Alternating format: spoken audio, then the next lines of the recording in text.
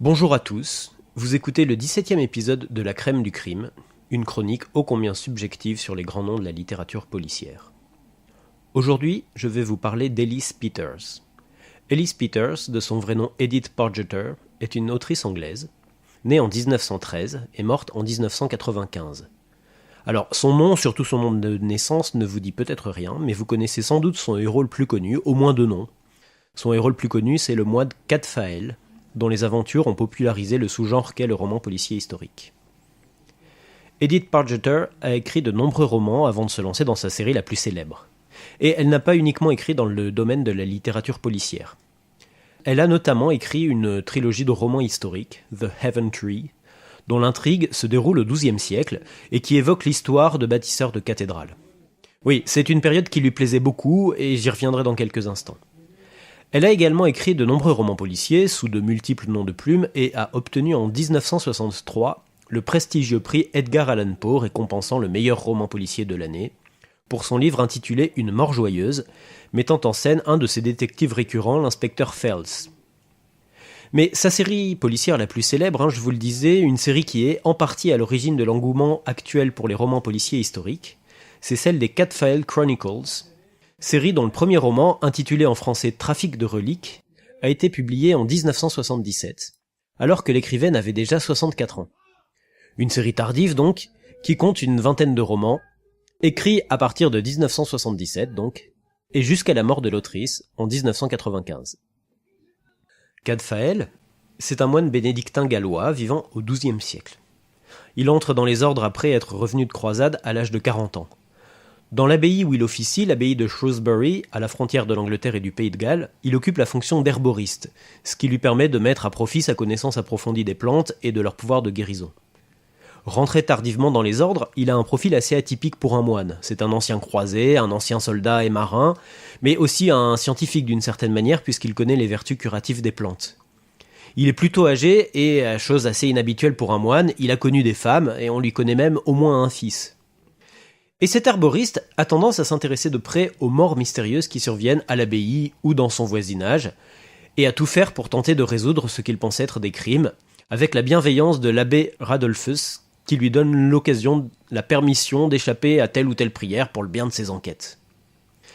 Alors, ouais, vous le voyez, on sait beaucoup de choses sur ce personnage, on a beaucoup d'informations d'ordre biographique, et c'est une chose relativement rare dans les romans policiers de type classique, c'est-à-dire, je vous le rappelle, un roman policier où un détective, généralement amateur, tente de résoudre un crime mystérieux. Souvent, les héros des romans de ce genre sont plutôt caricaturaux et leur biographie est inconnue ou incohérente, que l'on pense simplement aux plus connus, Sherlock Holmes ou Hercule Poirot par exemple. Et souvent aussi, le cadre des histoires est assez peu réaliste, les personnages, au-delà de l'enquêteur, ont très peu d'épaisseur et ne sont là que pour servir l'intrigue. Et au contraire, dans la série des enquêtes de Cadfael, c'est loin d'être le cas. Non seulement le héros a une véritable personnalité, une véritable cohérence, mais le cadre dans lequel il évolue est très détaillé et rigoureusement documenté. Eh oui, la série des Cadfael est une des premières séries de romans policiers dits historiques. Un roman policier historique, c'est un roman dont l'intrigue se déroule à une époque antérieure à celle de l'auteur. Si quelqu'un écrit aujourd'hui un roman dont l'intrigue se déroule à la fin du XIXe siècle, par exemple, c'est un roman historique, alors que ce n'est pas le cas des histoires policières d'Edgar Allan Poe ou d'Arthur Conan Doyle, puisqu'ils étaient contemporains du XIXe siècle finissant. Elise Peters, elle, écrit des romans se déroulant au XIIe siècle, et elle s'est particulièrement documentée sur la période qui l'intéressait. Les 20 romans de la série se déroulent tous entre 1138 et 1145, pendant la guerre civile anglaise qui suivit la mort du roi Henri Ier d'Angleterre en 1135, période d'anarchie qui sert de toile de fond à toute la série. Mais Elise Peters ne se contente pas de situer ses intrigues dans une période donnée, elle respecte également la géographie, l'état d'esprit et l'état des connaissances scientifiques de l'époque. L'abbaye de Shrewsbury existe réellement, par exemple, elle est encore debout d'ailleurs, et elle était dirigée entre 1138 et 1147 par l'abbé Radolphus, qui est un des personnages de la série que j'ai évoqué brièvement il y a quelques instants. Ouais, on le voit, il y a un travail documentaire énorme et beaucoup de rigueur dans la conception de ces romans. La série de romans a eu énormément de succès, au point d'être portée sur le petit écran pendant les années 90, entre 1994 et 1998 plus précisément, sous le titre de Cadfael, tout simplement, avec l'acteur britannique Derek Jacobi dans le rôle titre. Les 13 épisodes de la série télévisée suivent d'assez près les intrigues originales, à quelques aménagements près. Alors non seulement la série des romans mettant en scène Cadfael a été un grand succès littéraire, mais elle a également été à l'origine d'un engouement pour un nouveau genre. Oui, le roman policier historique est un sous-genre de la littérature policière qui a eu énormément de succès, tout particulièrement en France, et c'est toujours le cas à l'heure actuelle parce que c'est un genre qui permet de satisfaire à la fois les férus d'histoire et les adeptes de littérature policière soft. Alors soft, j'entends par là, loin de la violence de certains thrillers ou autres romans noirs. Et on n'est d'ailleurs pas très loin de l'ambiance cosy, dont les lecteurs britanniques sont particulièrement friands, mais tout en proposant un cadre plus réaliste, qui manque souvent cruellement aux romans dits cosy. Eh oui, autant on comprend très bien qu'un herboriste du XIIe siècle peut être d'une aide indispensable pour comprendre comment s'est déroulé un meurtre, autant on a parfois du mal à concevoir que Tata Janine au XXIe siècle arrive à résoudre seule des homicides plus rapidement que la police qui pourtant dispose de tous les moyens d'investigation actuels.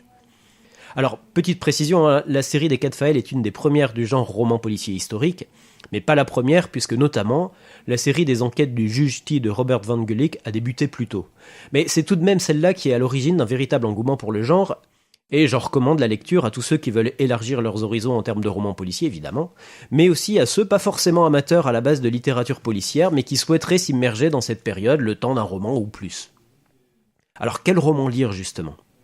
Eh bien, l'idéal, évidemment, c'est de commencer par le premier de la série, Trafic de reliques, et de les lire dans l'ordre, puisque, comme je le disais, les histoires de la série sont précisément datées et les personnages évoluent au cours de la série. Mais bon, honnêtement, ce n'est pas une obligation non plus. À ma connaissance, il n'y a pas de spoiler, entre guillemets, dans les romans plus tardifs qui vous gâcheraient le plaisir de la lecture des premières enquêtes. Et d'ailleurs, mon conseil, si vous ne devez lire qu'un seul roman de la série des Cadfael, lisez Le Lépreux de Saint-Gilles. C'est mon préféré, et je ne suis pas le seul à le penser, c'est un roman qui est souvent désigné comme le meilleur de la série.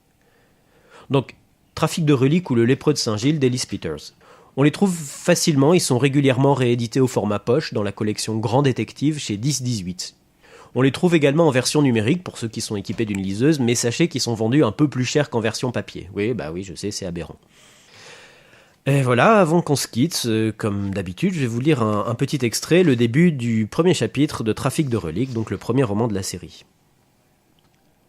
En ce beau matin du début du mois de mai, où l'on peut affirmer que commença vraiment l'affaire sensationnelle des reliques de Gwytherin, frère Cadfael s'était levé bien avant prime pour repiquer ses plants de choux, avant que le vent ne se lève.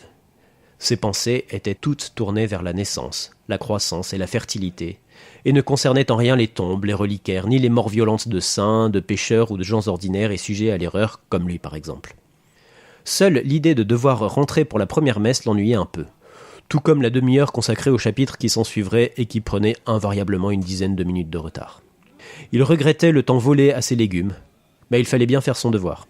Après tout, il avait choisi la vie conventuelle en toute connaissance de cause, et il ne pouvait pas se plaindre d'y trouver des moments moins agréables, alors que dans l'ensemble elle lui convenait très bien, et lui donnait cette satisfaction qu'il éprouvait maintenant, en se redressant et en regardant autour de lui.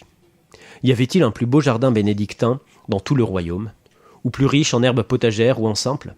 Il en doutait. Les terres et les vergers les plus importants de l'abbaye des Saints Pierre et Paul, à Shrewsbury, se situaient au nord de la route, à l'extérieur de la clôture. Mais ici, à l'intérieur des murs, dans le jardin clos, non loin des viviers de l'abbaye et du ruisseau qui faisait tourner le moulin de l'abbaye, frère Cadfael régnait sans partage.